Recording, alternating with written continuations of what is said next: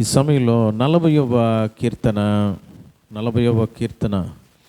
మనం మొదటి వచనం నుంచి చివరి వచనం వరకు చదువుకున్నాం.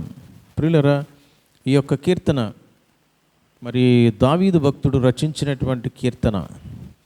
దావీదు తన యొక్క జీవిత అనుభవాన్ని మరి రంగరిస్తూ రాసినటువంటి అనేక కీర్తనలు ఉన్నాయి బైబిల్ గ్రంథంలో. కాబట్టి ఈ యొక్క 40వ కీర్తనని మనం గనక గమనించినప్పుడు చూడండి, మొదటి వచనాన్ని చూస్తాం. యెహోవా కొరకు నేను సహనముతో కనిపెట్టుకొంటిని, ఆయన నాకు చెవియొగ్గి నా మొర్ర ఆలకించను. ప్రియులరా, మొట్టమొదటిగా తను ఎరిగినటువంటి దేవుని గురించి, తన జీవితాన్ని మార్చిన దేవుని గురించి, తన జీవితంలో అనేక కార్యాలు చేసినటువంటి మరి దేవుని గురించి మరి ఒక మాట మాట్లాడుతూ ఉన్నాడు. ఏం మాట్లాడుతున్నాడు అన్నట్లయితే, నా దేవుడు ఎలాంటి వాడు అని అంటే, నేను ఆయన దగ్గర నేను కనిపెట్టగలను, నా ప్రార్థన ఆయన ఆలకిస్తాడు. తల్లిదండ్రులు మన మొరలు ఆలకించరేమో, తల్లిదండ్రులు మనల్ని పట్టించుకోలేరేమో, ఒకవేళ బంధుమిత్రులు, శ్రేయోభిలాషులు, సొంత వారు, దగ్గర వారు సైతం మనలను చేరదీయలేకపోవచ్చేమో, కానీ బైబిల్ ద్వారా ప్రభు సెలవిస్తున్నాడు. దావీదు తన యొక్క జీవిత అనుభవంలో ఎన్నో కష్టాల్లో, బాధల్లో, ఇబ్బందుల్లో, ఇరుకుల్లో ఉన్నప్పుడు కూడా దేవుడు ఏ విధంగా ఆయన ప్రార్థనలు ఆలకించాడో ఆయన అనుభవపూర్వకంగా తెలుసుకున్నాడు గనుక ఈ మాటలు రాస్తున్నాడు. చాలామంది ఈ రోజుల్లో గమనిస్తే అనేక పుస్తకాలు రచిస్తూ ఉంటారు. నన్ను పిల్లలు అటు ఇటు తిరగొద్దు. అనేక పుస్తకాలు రచిస్తూ ఉంటారు, అనేకమైన సూక్తులు తెలియపరుస్తూ ఉంటారు. వాళ్ళ జీవితాల్లో ఆ బాధలు, ఆ ఇబ్బందులు వచ్చినప్పుడు మాత్రం అవి సూక్తులుగానే ఉంటాయి. ప్రియులరా, అంటే ఇతరులకు రాయడానికి మాత్రమే రాసే విధంగా ఉంటాయి అన్నమాట. అయితే దావీదు యొక్క అనుభవాలు అలాంటివి కాదు. తన జీవితంలో ఏమైతే అనుభవించాడో అనుభవించినటువంటి వాటిని తెలియపరుస్తున్నాడు. ఏమన్నాడు చూడండి, యెహోవా కొరకు నేను సహనంతో కనిపెట్టుకొని ఉన్నాను అన్నాడు. అంతే, తన అనుభవం అది. కనిపెట్టుకొంటిని, ఆయన నాకు చెవియొగ్గి నా మొర్ర ఆలకించు. దేవుడి దగ్గర నేను మొరపెట్టా, దేవుడి దగ్గర కనిపెట్టా, దేవుడు జవాబు ఇవ్వాలి అని ఆలోచన చేశా. మనం ఏ కాడికి మన సొంత అభిప్రాయాలు, సొంత ఆలోచనలు, సొంత తలంపులను బట్టి నిర్ణయాలు తీసేసుకుంటూ ఉంటాం. అయితే దావీదు అంత పెద్ద రాజు అయినప్పటికీ తన జీవితంలో ఎన్నో సమస్యలు వచ్చినప్పుడు ఆ సమస్యల్లో తన కత్తికి పని చెప్పలా. అర్థమైందండి? తన కత్తికి పని చెప్పలా, తన యొక్క కండలకు పని చెప్పలా, తన బుద్ధికి పని చెప్పలా. ఆయన దేనికి పని చెప్పాడండి? ప్రార్థనకు పని చెప్పాడు, మోకాళ్ళకు పని చెప్పాడు. ప్రియులరా, ప్రభువుకు తన పని అంతా వివరించాడు. ప్రియులరా, గమనిస్తూ ఉన్నట్లయితే దావీదు వంటి అనుభవం ఈ రోజున మనకు కావాలి. ప్రియులరా, నేను ఎట్లా కనిపెట్టాను అంటున్నాడండి. ఎట్లా కనిపెట్టాడు? టూటని మీదకెళ్ళిన అనుభవాలు కాదండి, సహనముతో కనిపెట్టాను. మనందరికంటే టాప్ లెవెల్లో ఉన్న వ్యక్తి ఆయన, సింహాన్ని చీల్చినటువంటి వ్యక్తి ఆయన. ఇప్పుడు ఏం చేయాలా? తనకు సమస్యలు వచ్చినప్పుడు వెళ్ళిపోయి పోరాడాలా? అలా చేయలా, దేవుడి దగ్గరికి సమస్యను తీసుకొచ్చాయంట. సహనముతో కనిపెట్టుకొంటిని. సహనం కావాలి. ఆయన నాకు ఏం చేశాడంటండి? చెవియొగ్గాడు. ప్రియులరా, సహనంతో మనం కనిపెట్టుకుంటే దేవుని సన్నిధిలో ఆయన ఎలాంటి దేవుడు? మన దేవుడు, మన యేసు ప్రభు అని అంటే మనకు చెవియొగ్గే రకం అండి. ఆయన చెవియొగ్గని రకం కాదు. ఆయన నా మొర్ర ఆలకించినటువంటి దేవుడు అని, మన మొర్రలో ఆలకించేటువంటి దేవుడుగా మనకు కనిపిస్తూ ఉన్నాడు. ప్రియులరా, నీవు అగాధ స్థలముల్లో నుంచి నువ్వు ప్రార్థన చేసినప్పటికీ కూడా ఆయన ఆలకిస్తాడు. చెరసాల ప్రాకారములో ఇంకా ఉంచబడి ఉండగా ఇర్మియా చేసిన ప్రార్థన ప్రభు ఆలకించి ఆయన తన వాక్కు ద్వారా ప్రత్యక్షమై మాట్లాడాడు. ఇర్మియా గ్రంథం 33వ అధ్యాయం 1-2 వచనాల్లో. కనుక ఈ యొక్క ఉదయకాల సమయంలో మనం గమనించినట్లయితే మన ప్రభు అయినటువంటి దేవుడు ఎలాంటి వాడు అన్నట్లయితే, సహనంతో ఎవరైతే కనిపెట్టుకుంటారో, ఆయన వైపు చూస్తారో, ఆయన పాదాలు పట్టుకుంటారో, ఆయన దగ్గరికి వెళ్తారో, ఆయనపై ఆధారపడతారో, ఆయన్నే నమ్ముకొని ఉంటారో, వాళ్ళకంట చెవియొగ్గే రకం, ఆలకించేటువంటి రకం. ఆయన ఆలకిస్తాడు. ఆయన ఆలకిస్తే ఎంత గొప్ప విషయం అండి. ఆయన ఆలకించాలి. మనం ఏం చేస్తామంటే ప్రజలందరూ ఆలకించాలనుకుంటాం, చుట్టుపక్కల వాళ్ళందరూ ఆలకించాలనుకుంటాం కదా. ఎవరు సహాయం చేయట్లేదే నాకు అని అనుకుంటాం. ప్రియులారా, అయితే మన ప్రభు ఎలాంటి వాడు అన్నట్లయితే మన యొక్క ప్రార్థనలకు ఆయన మరి చెవి యొగ్గేటువంటి దేవుడు, ఆలకించేటువంటి దేవుడుగా ఉన్నట్లుగా దావీదు కూడా ఇక్కడ తన అనుభవం ద్వారా తెలియపరుస్తూ ఉన్నాడు. మరొక ప్రాముఖ్యమైన విషయం ఏమిటి అన్నట్లయితే 2వ వాక్యాన్ని మనం చదువుకుందాం. ఎలా ఆలకించాడో కూడా చెప్తున్నాడు. ఆయన ఆలకించాడు, నాశనకరమైన గుంటలో నుండి, జిగటగల దొంగ ఊబిలో నుండి ఆయన నన్ను పైకెత్తెను. ప్రియమైనటువంటి వాళ్ళ వాక్యం సెలవిస్తూ ఉన్నది, ఆయనంట నాశనకరమైనటువంటి గుంట, మామూలు గుంట కాదు అది. ఏమండి, మాట్లాడొద్దు. నాశనకరమైనటువంటి గుంట. కొన్ని గుంటలు ఉంటాయి ప్రియులారా, ఆ గుంటల్లో పడితే బురద అవుద్ది, ఆ గుంటల్లో పడితే పళ్ళు రాలొచ్చు, కాలు చెయ్యు ఎరగొచ్చు, కొన్ని గుంటల్లో పడితే పైకి కూడా తీసేయచ్చు. కానీ ఈ గుంటకు ఒక పేరుందంట. ఏం గుంట అంటాయి అది? ఏం గుంట? నేను ఇంకా 2 లైన్లో బాగాలేదు, అప్పుడే మీరు 3వ లైన్ 4వ లైన్కి వెళ్ళిపోతారా? నాశనకరమైనటువంటి గుంట అంట. అంటే ఆ గుంటలోకి ఎవరు వెళ్తారో వాళ్ళు ఎక్కడికి వెళ్తారయ్యా? ఏం బాబు ఆవలిస్తున్నాడు? ఇంకా నాశనంలోని తీసుకొని వెళ్ళిపోద్ది.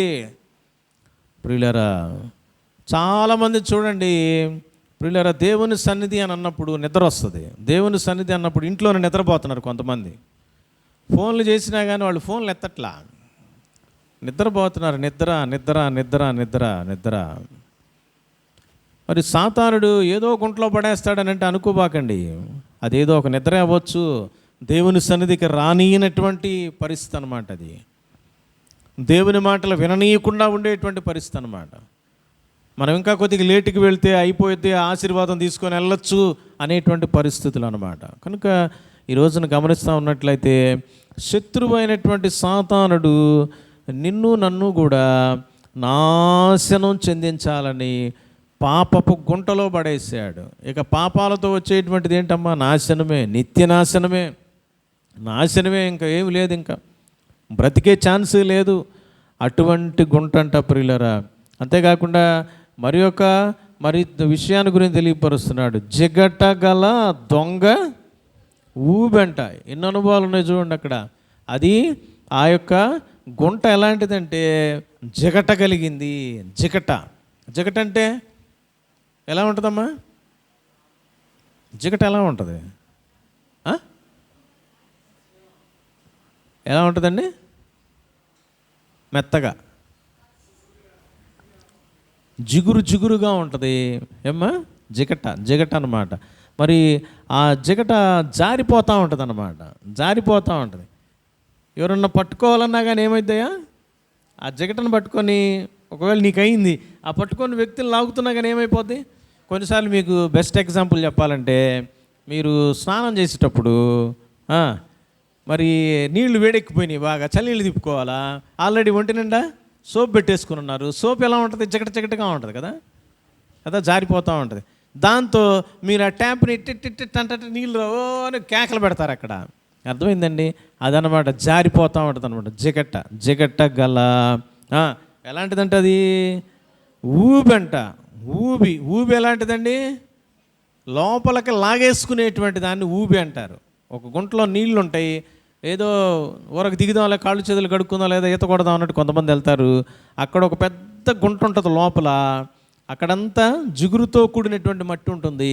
అది మనిషిని లాగేస్తూ ఉంటుంది ఆ గుంటలోనికి. ప్రియులరా, మరి ఊబి మామూలు ఊబి కాదంట, అది దొంగ ఊబెంట. ప్రియమైనటువంటి వారు, అంటే శత్రువు కావాలని పన్నాగం పన్ని ఏర్పాటు చేసినటువంటి ఆర్టిఫిషియల్ ఊబెంట. అది దొంగ ఊబెంట. మామూలు ఊబెంటే ఊపిరా అనుకోవచ్చు, కానీ అక్కడ దొంగ ఊబి అంటున్నాడంటే అర్థం ఏంటండి? అది మరి శత్రువు ఏర్పాటు చేసింది కదా.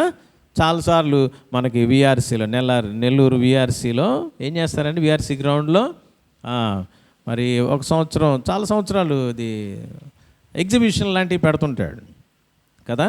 అక్కడ తాజ్మహల్ చక్కగా ఏర్పాటు చేస్తాడు.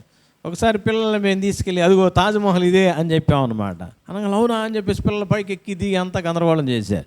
అసలు తాజ్మహల్ అది కాదండి. అది దొంగ తాజ్మహల్ అనమాట, డూప్లికేట్ అనమాట. అర్థమైందండి? అసలు తాజ్మహల్ ఎక్కడుందయ్యా? ఆగ్రాలో ఉంది. కనుక ప్రియమైనటువంటి వాళ్ళరా, మరి ఇది జగట కలిగినటువంటి ఊబెంట, దొంగ ఊబెంట. ఈ జగట కలిగినటువంటి దొంగ ఊబిలో నుండి ఆయన నన్ను పైకెత్తాడు అని దావీదు అంటున్నాడు. ఈ ఉదయకాల సమయంలో గమనించండి ప్రియమైనటువంటి వాళ్ళరా, నా జీవితాలు ఏ పరిస్థితుల్లో ఉన్నాయి? గుంటలో పడిపోయి ఉన్నాయి. శత్రువైన సాతానుడు పన్నాగం పన్ని గుంటలో పడద్రోసాడు. ఆ గుంట ఎలాంటిది? నాశనకరమైంది. ఆ గుంటలో ఎలాంటివి ఉన్నాయి? ఊబి ఉంది, అక్కడ జిగట ఉన్నది, అది దొంగ ఊబి. శత్రువు చాలా ప్లాన్డ్గా నా జీవితాలని పన్నాగం పన్ని పాపం అనే ఉచ్చులో ఊరిలో ఉంచినటువంటి సమయంలో ప్రభు అయినటువంటి యేసయ్య వచ్చి ఇక నాశనమే, ఇక అవకాశమే లేదు, ఇక ఎటువంటి హోపు లేదు, ఎటువంటి ఆశ లేనటువంటి పరిస్థితుల్లో, ఆశలు అడియాశలైపోయినటువంటి పరిస్థితుల్లో యేసుక్రీస్తు ప్రభువారు మన ప్రార్థనలు ఆలకించి ఏం చేశారండి? ఎవరని కేకలు పెడుతుంటే ప్రియమైనటువంటి యేసయ్య వచ్చి ఆ దొంగ ఊబిలో నుంచంట బయటకు తీశాడు. ఆయన నన్ను ఏం చేశాడండి? పైకెత్తెను అనేటువంటి మాట తెలియపరచబడతా ఉంది. ఈ రోజున ఒక్కసారి మనందరం ఆలోచన చేద్దాం ప్రియులరా.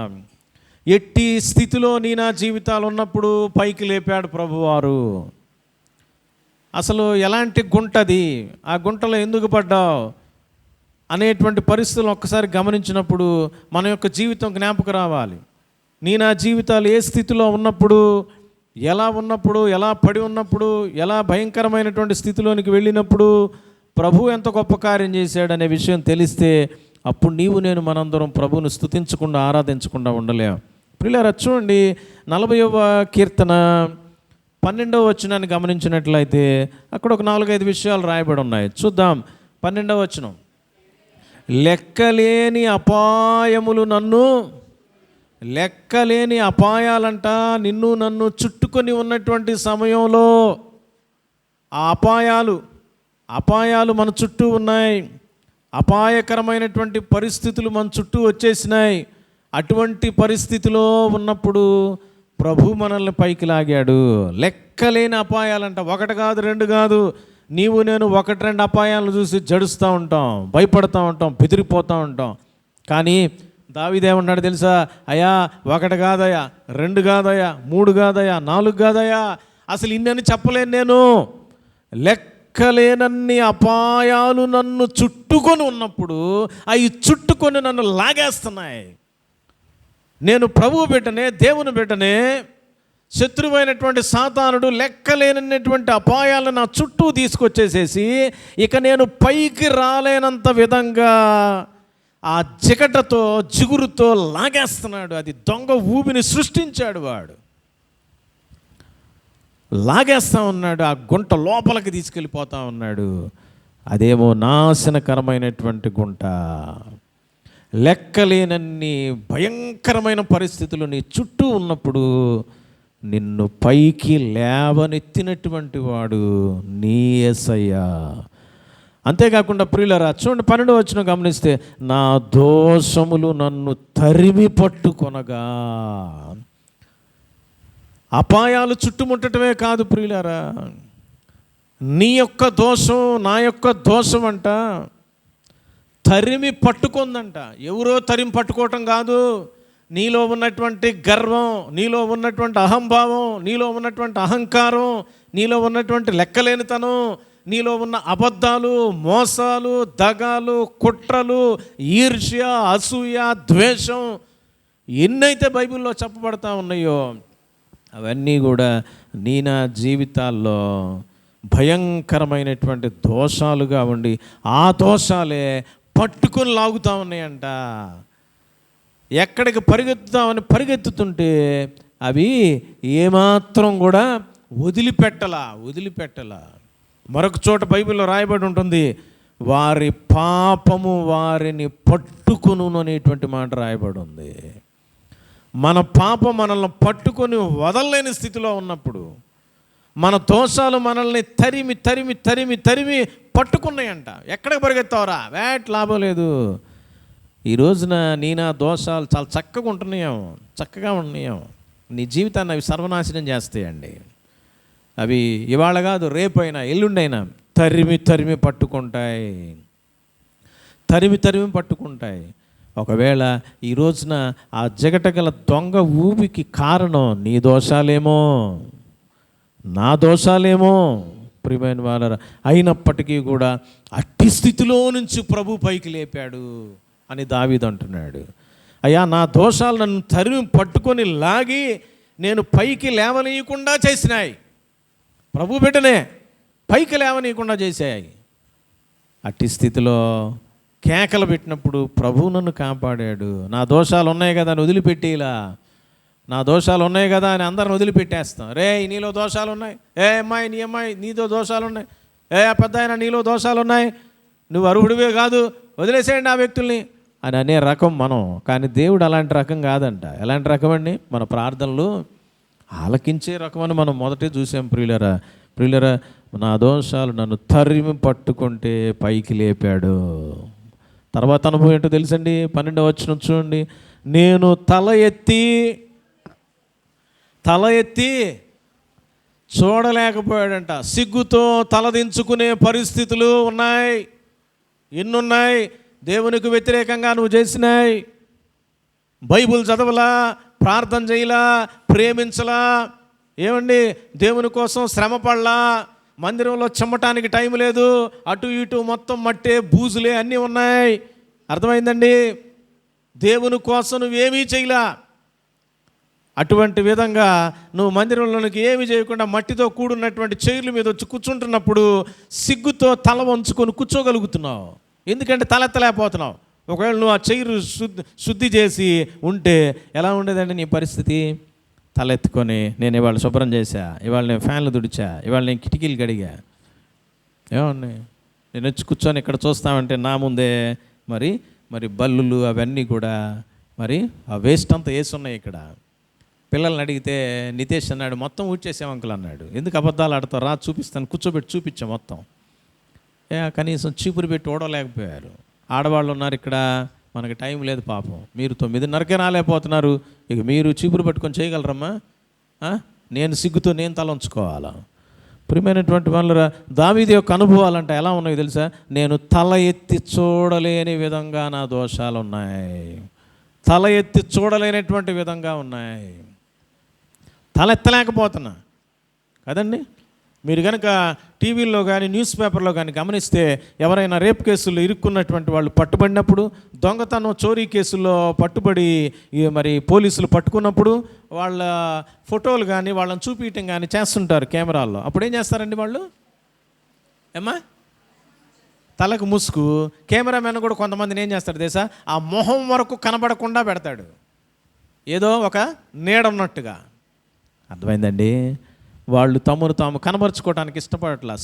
సిగ్గు వాళ్ళు చేసినటువంటి లజ్జాకరమైనటువంటి పనులు, ఏమండి భయంకరమైనటువంటి ఆ పనులు వారిని తల ఎత్తుకోలేక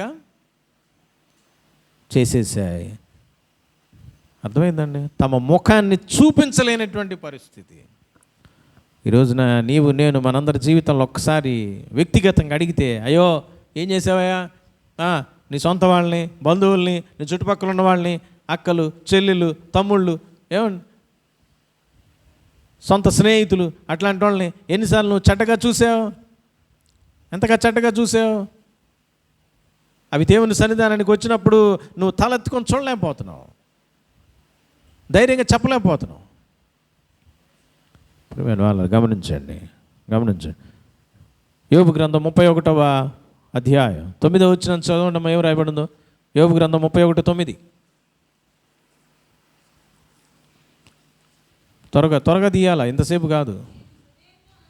నేను హృదయమున పరస్త్రీని మోహించిన ఎడల, నా పొరుగు వాని ద్వారమున నేను పొంచి ఉండిన ఎడల, నా భార్య వేరొకని తిరగలు విసురునుగాక, ఇతరులు ఆమెను కూడుదురు. ఇంగ్లీష్లో అక్కడ ఏం రాయబడి ఉందో తెలుసండి? రీసెంట్గా నేను గమనిస్తుంటే మరి నా హృదయం పరస్త్రీని మోహించిన ఎడల అంటున్నాడు చూసారా. తన హృదయంలోనంట పరస్త్రీని చూచినప్పుడు, ఒక కన్యకను చూచినప్పుడు 31:1 కానీ, నేను నా కళ్ళతో ఒక కన్యకను ఎట్లా చూస్తానన్నప్పుడు, ఒక ఒక ఒక స్త్రీని, ఒక కన్యకను మరి బట్టలు లేకుండా ఎలా నేను చూడగలను అంటే, తన హృదయంలో ఆ విధంగా ఎలా ఊహించుకోగలను నేను. How can I see a girl undressed బట్టలు లేకుండా ఉంటే ఎలా ఉంటుందో అని నేను ఎలా నా హృదయంలో ఆ విధంగా ఆలోచన చేయగలను, చూడగలను. ఎన్నిసార్లు నా జీవితాలు అలా ఉన్నాయి ఒకసారి పరిశీలన చేసుకుందామా ప్రియమైనటువంటి వాళ్ళరా. తల ఎత్తి చూడలేని పరిస్థితి. దేవుని ఎదుట నువ్వు తల ఎత్తుకోగలవా?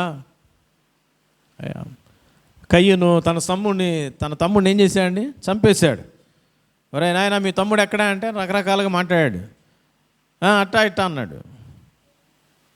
అప్పుడు తర్వాత ఏమంటున్నాడు దేవుడు? నువ్వు మంచి పని చేసి ఉంటే నీ తల ఎత్తుకొనవా? నువ్వు ఈ రోజున సిగ్గుమాలిన పని చేసావు. నీ సొంత తమ్ముడిని చంపేసావరా నీ చేతులతో కదండి.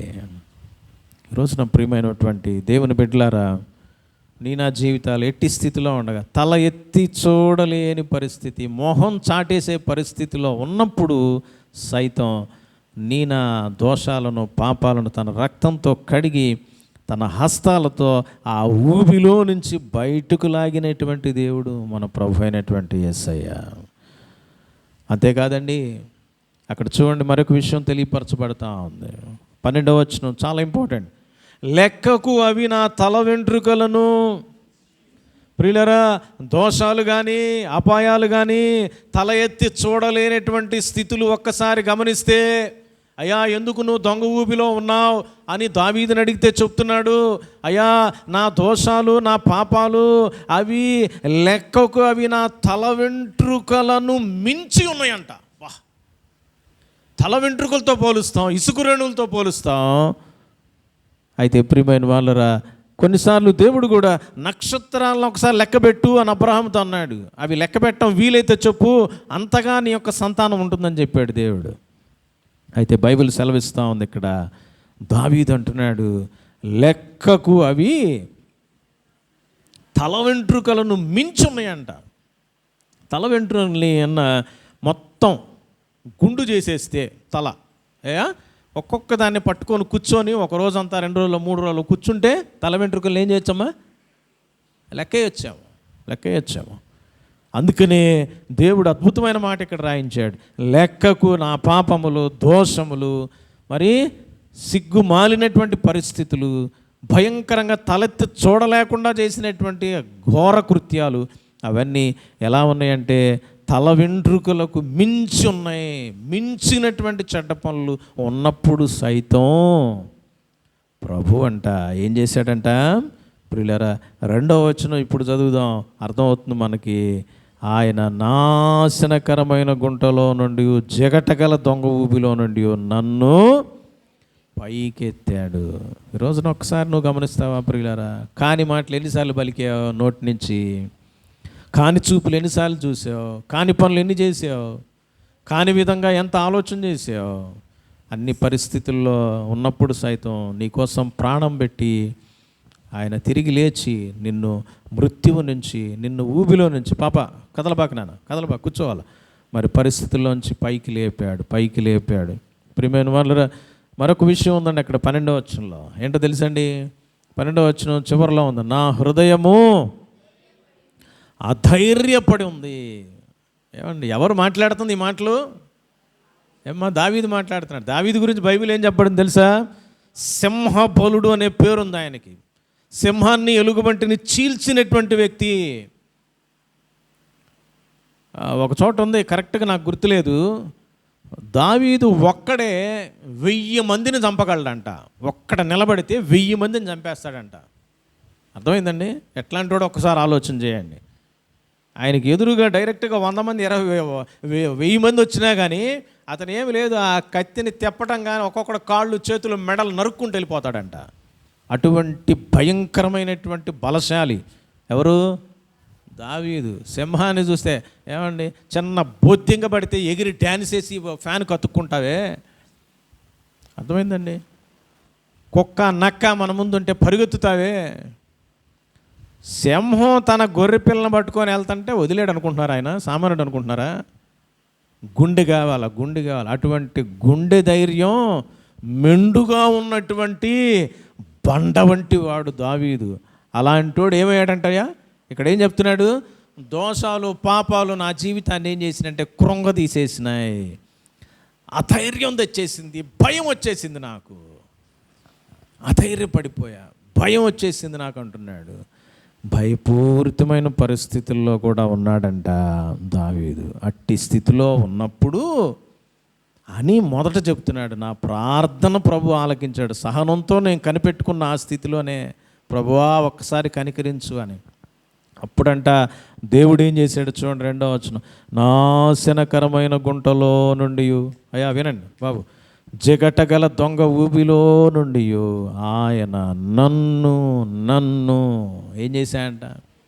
ఎట్టి నన్ను, ఏమండి, లెక్కలేని అపాయాలు శ్రమలు నా చుట్టూ ఉన్నప్పుడు, నా దోషాలు నన్ను తరిమి పడుతున్నటువంటి సందర్భంలో ఉన్నప్పుడు, తల ఎత్తి చూడలేని భయంకరమైన ఘోర కృత్యాలు నా జీవితంలో ఉన్నప్పుడు, లెక్కకు మించి నా యొక్క ఘోర కృత్యాలన్నీ ఉన్నప్పుడు, అవి తల వెంట్రుకలను మించినటువంటి పరిస్థితుల్లో ఉన్నప్పుడు, అధైర్యపడిపోయి భయపూరితంగా భయపడి వణికిపోతున్నటువంటి సందర్భాల్లో, అంతేకాకుండా 17వ వచనంలో తెలియపరచబడతా ఉంది, నేను శ్రమల పాలై దీనుడనైతిని, శ్రమలలో కృంగినటువంటి పరిస్థితిలో ఉన్నప్పుడు సైతం ప్రియమైనటువంటి వాళ్ళరా వాక్యం సెలవిస్తూ ఉంది, ప్రభు అంట నన్ను పైకెత్తెను అనేటువంటి మాట తెలియపరచబడతా ఉంది. పైకెత్తెను. ప్రియమైనటువంటి వాళ్ళరా వాక్యం సెలవిస్తూ ఉంది, పైకెత్తినటువంటి దేవుడు. ఒకవేళ అట్లాంటి ఏదైనా పనికిమాలిన పని ఎవరైనా చేశారు, పనికిమాలినటువంటి ఒక పని ఎవరైనా చేశారనుకోండి, ఇన్ని పనులు కాదు, వీటిల్లో లెక్కలేనన్ని ఉన్నాయి, తల వెంట్రుకలకు మించినవి ఉన్నాయని చెప్తున్నాడు కదా.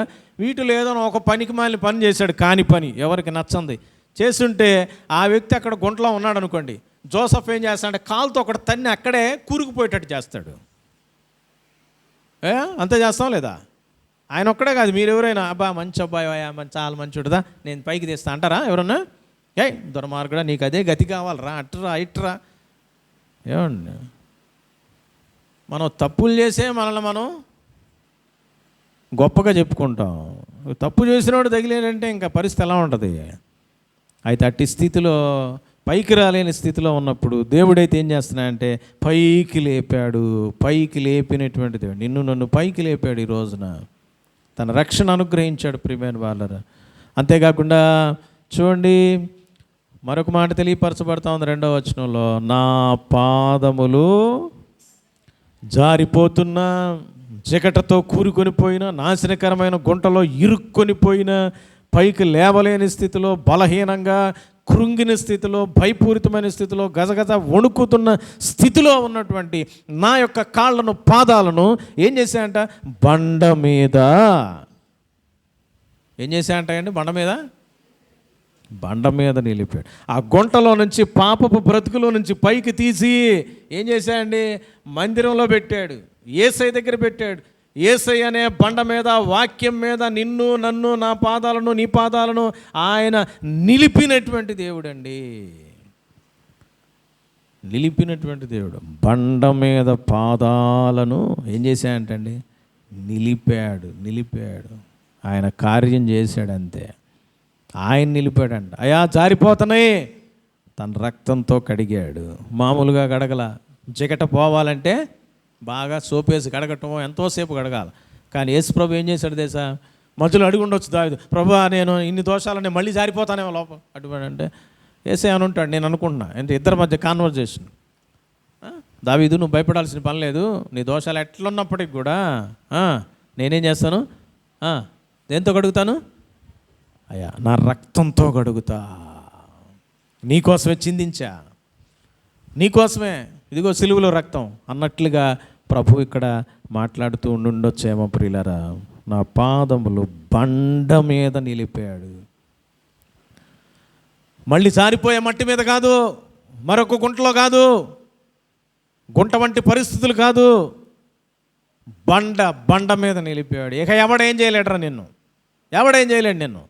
బండ యేసయ్య, వాక్యం, మందిరం, నీ జీవితాలు బండ మీద ఉండాలి. అందుకనే యేసయ్య అన్నాడు కదా మత్తయి సువార్త 7వ అధ్యాయంలో, ఏమంటాడండి? ఈ నా మాటలు విని వాడు చొప్పున చేయు ప్రతివాడు బండ మీద తన ఇల్లు కట్టుకునే బుద్ధిమంతుని పోలేడు. బండ అంటే యేసయ్య, వాక్యమే. బండ మీద ఇల్లు కట్టుకున్నావా? మందిరానికి వస్తున్నావు? ఏమండి? మా ఇల్లు కట్టానండి, బాగా బండరాళ్ళని కింద వేసా, బాగా పునాది బాగా. నీ జీవితం ఎట్లుంది? ఊరకనే తొణికిపోతున్నాం, ఊరకనే జారిపోతున్నాం పాపంలో. ప్రభు బండ మీద నిలిపాడని సాక్ష్యం ఇస్తున్నాడు. పైకి లేవనెత్తాడు భయానకమైన స్థితి నుంచి. రెండవదిగా బండ మీద నిలిపాడు. మూడవది ఏంటంటే నా అడుగులు బండ మీద నిలబడమే కాకుండా బండ వంటి ఆ బండే పరిచి ఉన్నటువంటి పరిస్థితుల్లోనే నడిపిస్తున్నాడంట. మళ్ళా మట్టి కృంగిపోయే పరిస్థితి, గుంటలుండే పరిస్థితిలో, అటువంటి భూమి మీద కాదు, బండ వంటి భూమి మీద ఏం చేస్తున్నాడండి? బండ వంటి బ్రతుకు, వాక్యపు బ్రతుకు, మందిరపు బ్రతుకు, దేవుని బిడ్డలతో బ్రతికే బ్రతుకు, అట్టి బ్రతుకునిచ్చాడంట. అడుగులను ఏం చేస్తున్నాడంట? నిలపడమే కాదు, మరొక ప్రాముఖ్యమైన పని చేశాడు, స్థిరపరుస్తున్నాడు.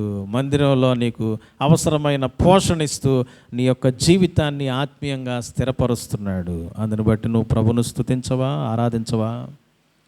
ప్రియమైనటువంటి వాళ్ళరా, చూడండి చివరి మాట మనం చూసి ముగిస్తాం. 3వ వచనాన్ని గమనిద్దాం. ఏముందో చూడండి. తనకు స్తోత్ర రూపమగు క్రొత్త గీతమును మన దేవుడు నా నోట ఉంచెను. ఏం చేశాయంట? తనకు స్తోత్ర రూపమగు.